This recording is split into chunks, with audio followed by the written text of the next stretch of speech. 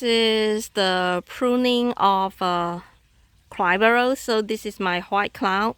This one is going to be in his third year this spring.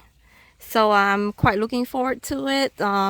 So right now you can see I still have my last year leaf. The deadhead I haven't deadheaded because I want to send it to dormant, and the leaf is still there, hanging there.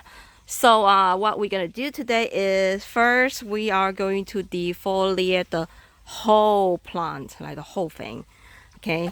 And then after we defoliate it, then we're gonna start to prune down the dead cane. Now remember, for the climber, you don't prune the size of the plant, okay? It's not like the shrub that you need to prune like 50% of it or something like that.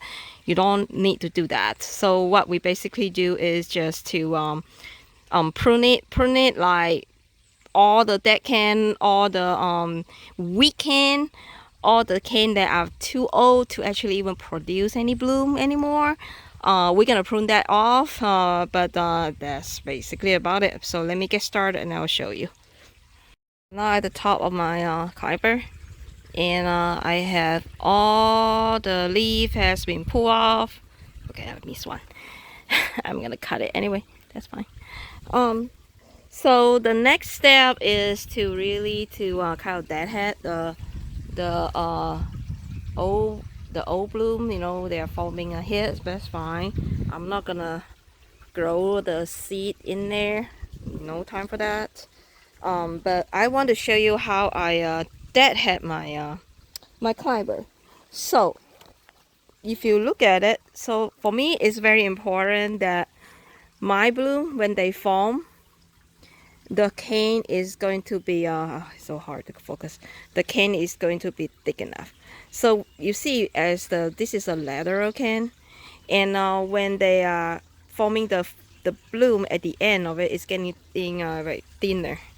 Okay, so what I do is I like to go down about 1, 2, 3, about where I see the cane is thick enough with the biggest leaf bud. Like this leaf bud is really big and is facing up.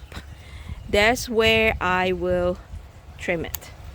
Okay, so same thing over here. I'm trying to focus. All right, so same thing over here. I'm gonna just let it go down until I see a nice thick solid cane, so it's not gonna be wobbly too much.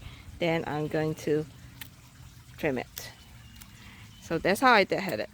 So there's a few reasons why I want to do that.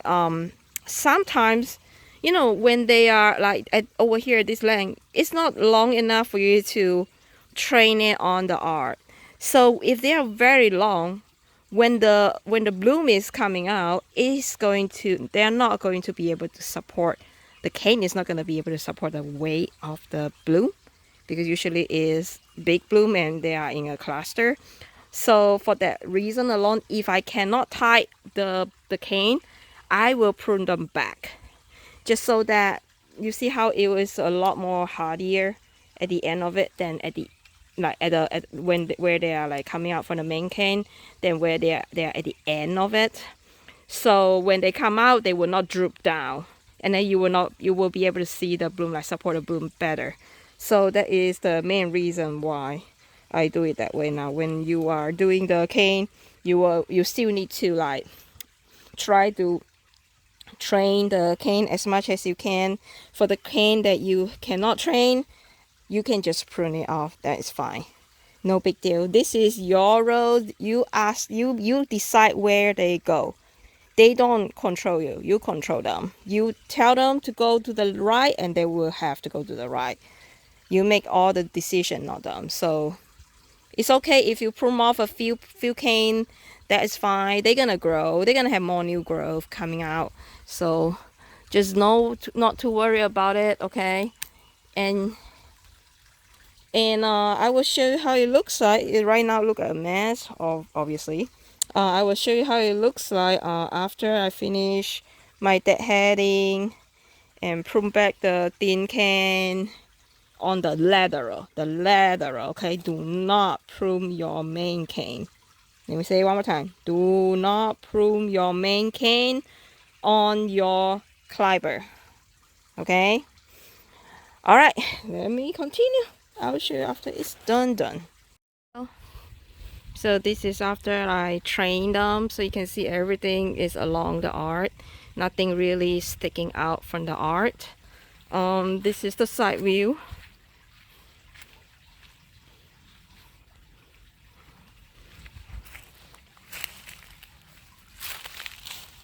You can see everything is secure well. You're not going to have any cane really rubbing on each other when it's windy, because it's already been secure and tight, so they are not really going to move much. Now let me see if I show you. I see I'm actually kicking it right now. You see it's not really moving at all.